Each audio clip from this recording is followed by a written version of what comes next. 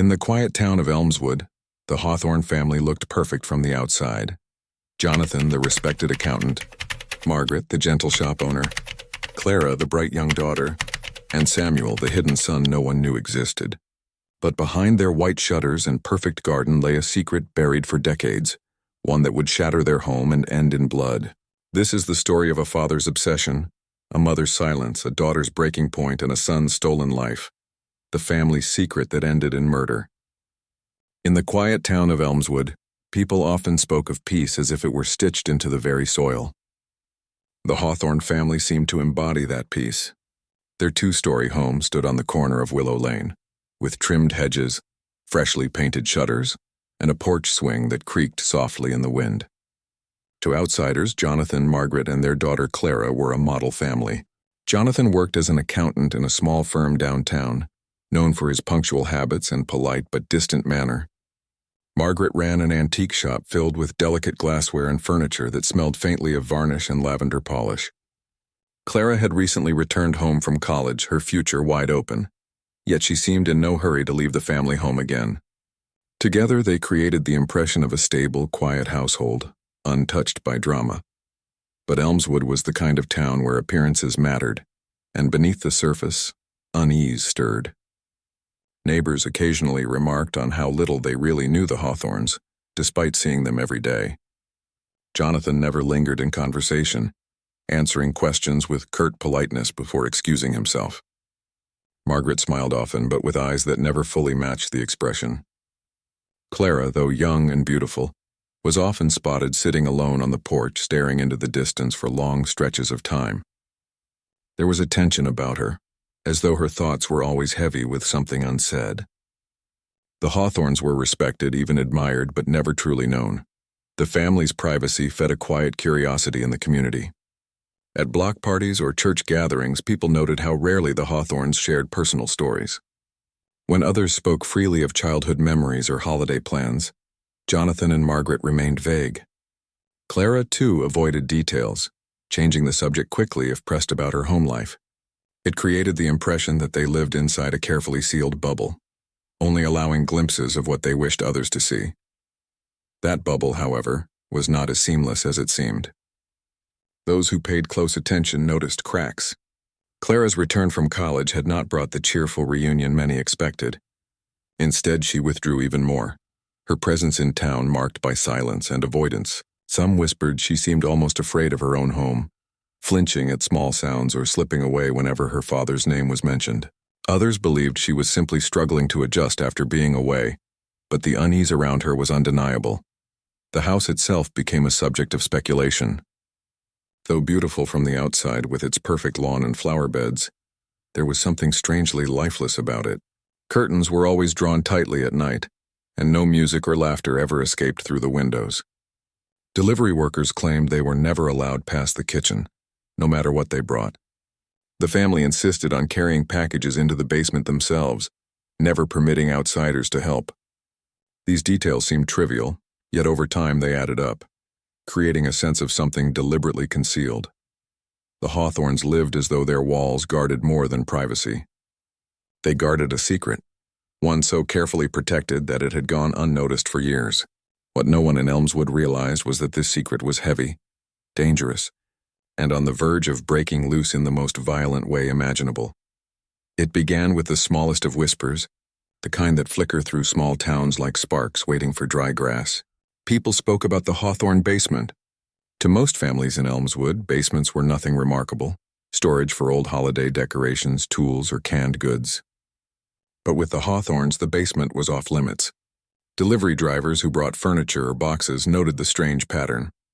No matter how large or heavy an item, Jonathan would insist on carrying it himself. Even when Margaret appeared frail, she never allowed anyone to step past the kitchen door toward the stairs. Those who asked about it received polite but firm refusals, the kind that discouraged further questions. Over time, the secrecy became one more thread in the web of curiosity surrounding the family. Late at night, neighbors began to notice things they couldn't explain.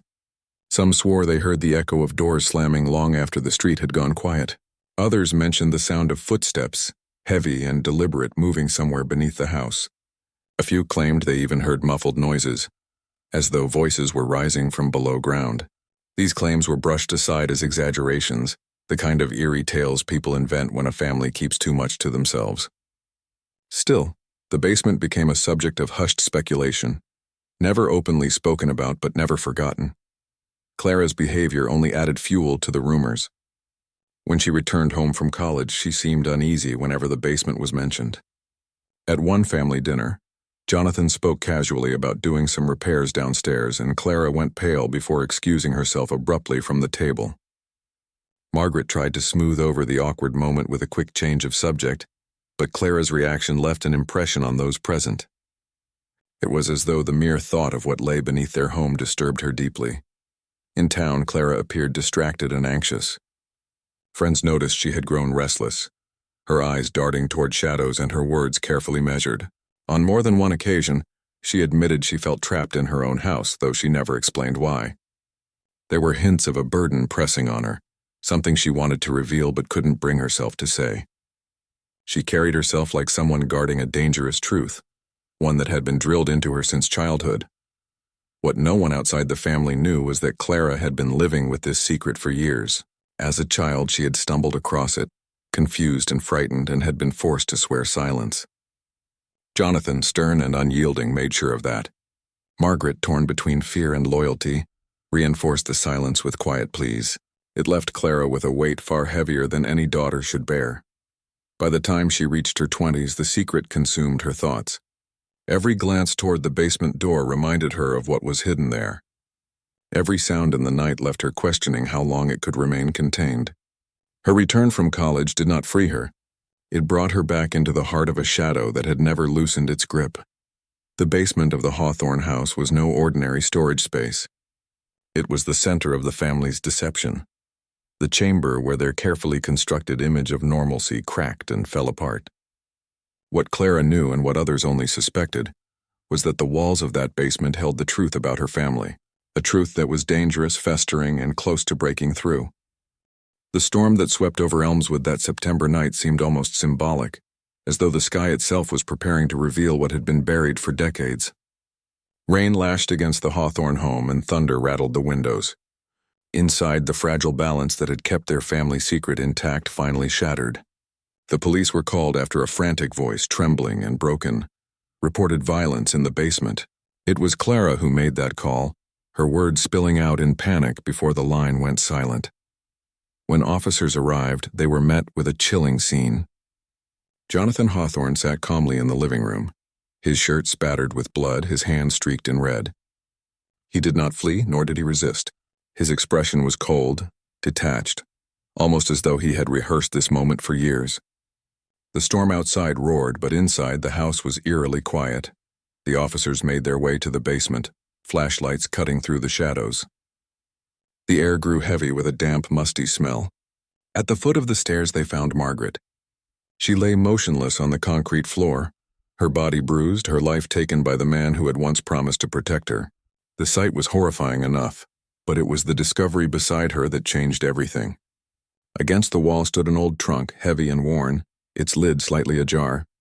Inside were photographs, journals, and letters that painted a disturbing picture of Jonathan's hidden life. Among the documents were details of another child, a boy named Samuel, born long before Clara. He had never been acknowledged publicly, never seen by friends or neighbors. Jonathan had kept his existence hidden for decades, spinning lies and half-truths to bury the past.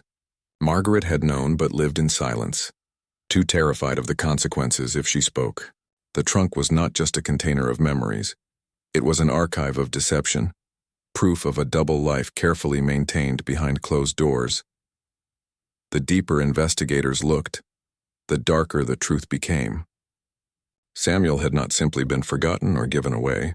He had been kept inside the basement, confined to a small locked room with no windows and barely any light. From childhood to adulthood, his world had been narrowed to 4 walls, his every moment dictated by Jonathan. What began as a twisted attempt to hide a shameful mistake evolved into a life of imprisonment and control. Margaret's body told part of the story, but the journals told the rest. The entries revealed Jonathan's obsessive fear of being exposed. He described Samuel not as a son but as a burden that had to be contained. Margaret's notes tucked between Jonathan's writings spoke of guilt and helplessness. She wrote of sneaking food to Samuel, slipping him books and trying in quiet ways to make his existence bearable. Each word dripped with fear, the fear of what Jonathan would do if she defied him openly. The officers who uncovered this hidden chapter of the Hawthorne family were shaken. It was no longer a domestic crime. It was something far more disturbing. Margaret's death was tragic, but it was the discovery of Samuel that turned the Hawthorne case into a nightmare. Behind the basement door was not only a murder scene, but the evidence of a secret life lived in captivity. A son raised in silence and darkness, cut off from the world for nearly 3 decades. The storm outside passed by morning, but the darkness inside the Hawthorne home had only just begun to surface. The night Margaret died was the inevitable breaking point of years of silence and fear. For decades she had carried the weight of Jonathan's decisions, living in a house where secrets were stacked heavier than the antiques in her shop. Samuel's existence had been hidden from the world, and she had done what little she could to ease his suffering, but each passing year wore down her strength. That September evening, after years of hesitation, Margaret finally resolved to end the cycle. She told Jonathan she would go to the authorities, that she could no longer keep quiet. It was the first time she had dared to stand directly against him, and it became her last. Jonathan reacted with a violence that shocked even those who would later read about the crime. To him, Margaret's words weren't just a threat. They were the unraveling of everything he had built. He had spent years controlling his family, guarding his secret and enforcing silence through fear. Margaret's defiance stripped away the illusion of control, and in that moment he lashed out. By the time Clara heard the commotion and rushed downstairs, her mother was already on the floor, the life draining from her. Jonathan, standing over her, was calm, as though violence was simply another measure of control. Clara had grown up under the shadow of her father's dominance, but witnessing her mother's murder broke something inside her. For years she had kept Samuel's existence locked inside her own memory, speaking of it to no one. Even though it haunted her every day, she had played her part in the family performance. The daughter who never questioned why certain doors were locked, who pretended not to hear noises rising from the basement at night. But in truth, she had always known. As a child, she had left toys at the basement door.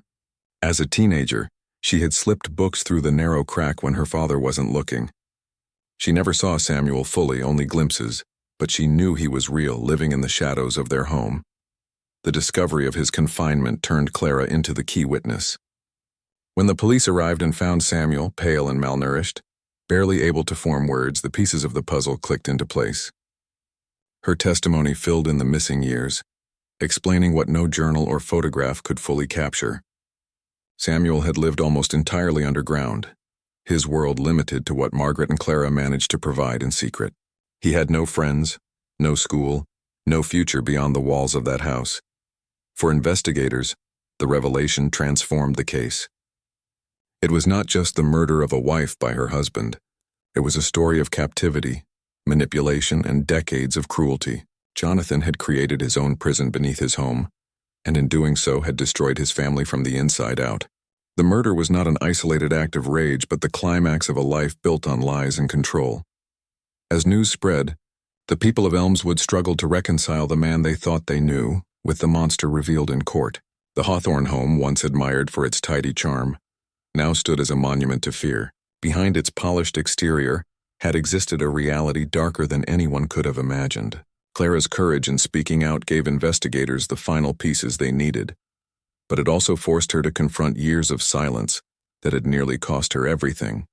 The trial of Jonathan Hawthorne became one of the most haunting spectacles Elmswood had ever witnessed. The courthouse filled with reporters, neighbors, and strangers drawn by the sheer strangeness of the case. Jonathan sat rigid in his seat each day, expressionless as though he were carved from stone. He never showed remorse, never faltered when evidence was laid out against him.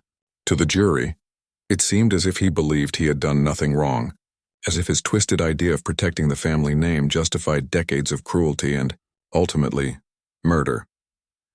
The prosecution built their case with brutal precision. Photographs of the basement were displayed, showing the small locked room where Samuel had spent his life. The journals, with Jonathan's cold handwriting, revealed his obsession with secrecy and control.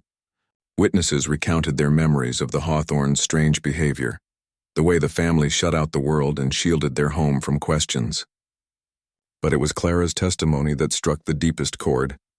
With trembling hands, she recounted years of silence, the small acts of kindness she and her mother had offered Samuel, and the night she saw her father take Margaret's life.